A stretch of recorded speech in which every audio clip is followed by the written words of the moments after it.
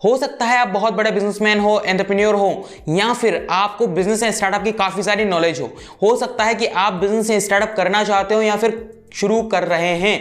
तो यहां पर आपके सामने काफी सारी चुनौतियां आती हैं, काफी सारे चैलेंजेस आते हैं, लेकिन कुछ गलतियां आपको नहीं करनी जो कि आपको पता होनी चाहिए। अगर ये 5 गलतियां जो इस वीडियो में हम डिस्कस करने वाले हैं, अगर आप ये करते हैं तो आपका बिजनेस या आपका स्टार्टअप कुछ ही दिनों या कुछ ही सालों का मेहमान हो जाता है।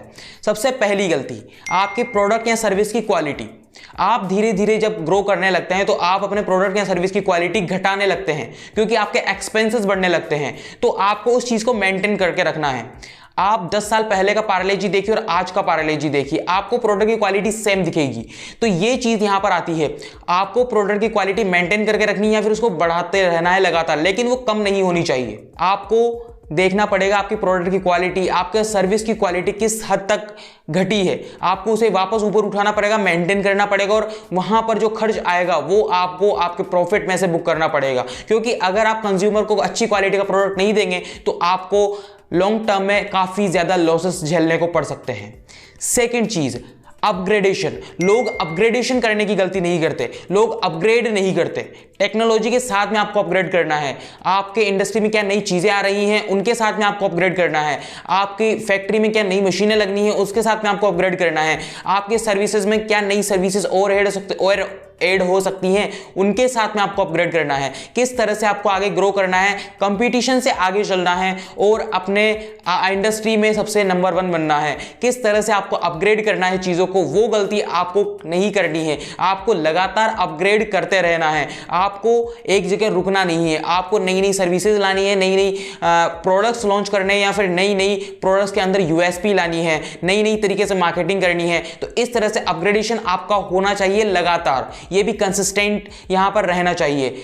नेक्स्ट चीज है रीब्रांडिंग। अगर आपके बिजनेस को 5 साल हो जाते हैं, 10 साल हो जाते हैं, 3 साल हो जाते हैं, लेकिन फिर भी आप वही घिसा पीटा अपना पुराना प्रोडक्ट चला रहे हैं, वही आप घिसा पीटा अपनी टैगलाइन चला रहे हैं उसी पुराने लोगों के साथ में, तो यहां पर आपको रीब्रांडिंग की जरूरत है। आपको रीमार्केट करने की जरूरत है अपने ब्रांड को, अपने प्रोडक्ट को, अपनी सर्विसेज को, अपने खुद को। तो यहां पर रीब्रांडिंग एक बहुत बड़ी चीज आ जाती है जो कि लोग नहीं करते। काफी सारी कंपनीज है जो अब नीचे धंसती जा रही है क्योंकि वो 10-15 साल पुराने उसी पैटर्न पर चल रही हैं। उन्होंने आज तक अपना लोगो चेंज नहीं किया, उन्होंने लोगो आज तक चेंज नहीं किया, उन्होंने अपनी मार्केटिंग की स्कीम आज तक चेंज नहीं की, उन्होंने अभी भी वो पुराने जमाने के एड्स रन कर रहे हैं। तो आपको रीब्रांडिंग की सख्त जरूरत है। अगर आप एक कैटेगरी में आते हैं जहां पर आपका लोगो बहुत पुराना हो चुका है, आपके ब्रांड बहुत पुराना हो चुका है और आपने उसमें कुछ अपग्रेड नहीं किए, तो रीब्रांडिंग एक बहुत ही बड़ी गलती मानी जाती है यहां पर। अगर आप नहीं करते हैं तो रीब्रांडिंग जरूर कीजिएगा, हर 3 साल में, हर 5 साल में। और आजकल तो टेक्नोलॉजी जिस रफ्तार से बढ़ रही है, आपको हर 2 साल में, हर 3 साल में रीब्रांडिंग करने की जरूरत है। 4th चीज, एक्सपेंड ना करने की गलती। हम एक्सपेंड नहीं करते, हम ग्रो नहीं करते। अगर आपका एक शोरूम है तो आप वहीं उस शोरूम में लटक करके रह जाएंगे। अगर आपने एक स्टार्टअप ज्वाइन किया है, अगर आप स्टार्टअप ओपन किया है तो आप उसकी ब्रांचेस को एक्सपेंड नहीं करना चाहते, आप एक ही जगह से सब कुछ करना चाहते हैं। अगर आपने कोई दुकान खोली तो आप उसकी अलग अलग ब्रांचेस नहीं बनाना चाहते, आप वहीं करना चाहते हैं। अगर आपने कोई एक वेबसाइट ओपन की है कुछ करने के लिए, तो जब वो वेबसाइट फेमस हो जाती है तो आप उसी वेबसाइट के पीछे लगे रहते हैं। आप कोई और दूसरी वेबसाइट और दूसरे आइडिया के साथ में वेबसाइट नहीं खोलना चाहते। तो इसे कहते हैं अपग्रेड या फिर एक्सपेंड नहीं करना। ये एक्सपेंडिशन वाली जो आदत है वो आपको अपनानी पड़ेगी। आपको लगातार कंसिस्टेंट तरीके से एक्सपेंड करना पड़ेगा, अपनी इंडस्ट्री में एक्सपेंड करना पड़ेगा, अपनी सर्विसेज को एक्सपेंड करना पड़ेगा, अपने ब्रांड को एक्सपेंड करना पड़ेगा। लास्ट और 4th है मनी मैनेजमेंट। बहुत सारे बिजनेस हैं, बड़े बड़े बिजनेसेस, छोटे छोटे बिजनेसेस, सबसे बड़ा फैक्टर होता है मनी का। मनी मैनेजमेंट आपको नहीं आता, या फिर हो सकता है आप ऐसे डिसीजन ले लेते हैं उसकी वजह से आप मनी को ढंग से मैनेज नहीं कर पाते। मान लीजिए आपने 2 बिजनेस रन किए हैं, आपने पहला बिजनेस शानदार चल रहा है, आपने दूसरा बिजनेस चालू किया है। अब आप इस बिजनेस का X अमाउंट इस बिजनेस में डाल रहे हैं, तो यहां पर काफी बड़ा फ्लो हो सकता है अगर आप उसे कैलकुलेट नहीं करें।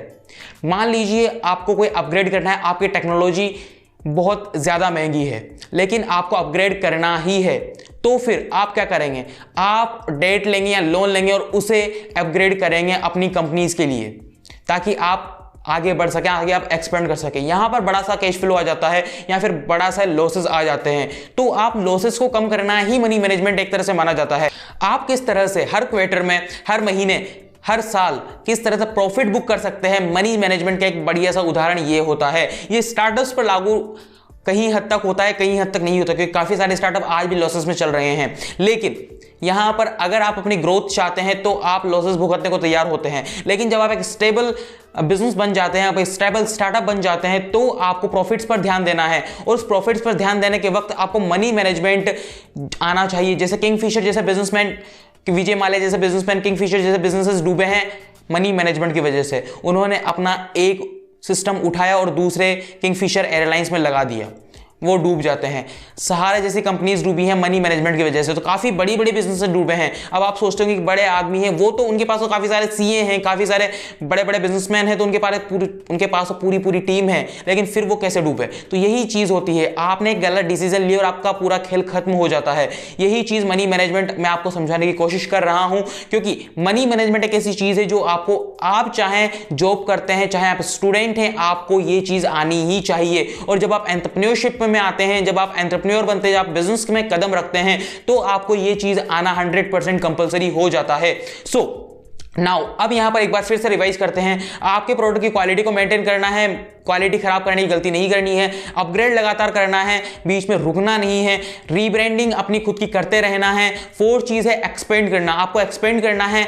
अगर आपको एक ही जगह पर टिके नहीं रहने की गलती नहीं करनी। और 5 चीज मनी ढंग से मैनेज करनी है। आपको मनी मैनेजमेंट से रिलेटेड कोई गलती नहीं करनी, चाहे आप अपनी टीम को हायर करें, चाहे आप एक्सपर्ट्स को बुलाएं, लेकिन आपके अंदर आपके प्रॉफिट्स, लॉसेस और जो कैश फ्लो है वो ढंग से आपका एक बार क्लियर होना चाहिए। तो इसी बात पे आपको बिस्टार्ट को सब्सक्राइब करना है, क्योंकि यहां पर money management, time management, branding, marketing, business, startup, entrepreneurship और एंटरप्रेन्योर्स से रिलेटेड काफी सारी वीडियोस आती रहती है। इंडिविजुअल केस स्टडीज बिजनेसमैन की, एंटरप्रेन्योर्स की, और उसके अलावा कंपनीज की केस स्टडीज भी हम लेकर के आते रहते हैं। तो आपको सब्सक्राइब करना है बिस्टार्ट को, बेल आइकन को प्रेस करना है, क्योंकि हर बुधवार और रविवार को यहां पर वीडियोस आती रहती हैं। उसके अलावा आपको फेसबुक, ट्विटर और इंस्टाग्राम पर बिस्टार्ट को सब्सक्राइब करना है, फॉलो करना है फेसबुक, ट्विटर और इंस्टाग्राम पर, जहां पर काफी बढ़िया इंस्टाग्राम पर रील्स, ट्विटर पर ट्वीट्स और फेसबुक पोस्ट आती रहती हैं।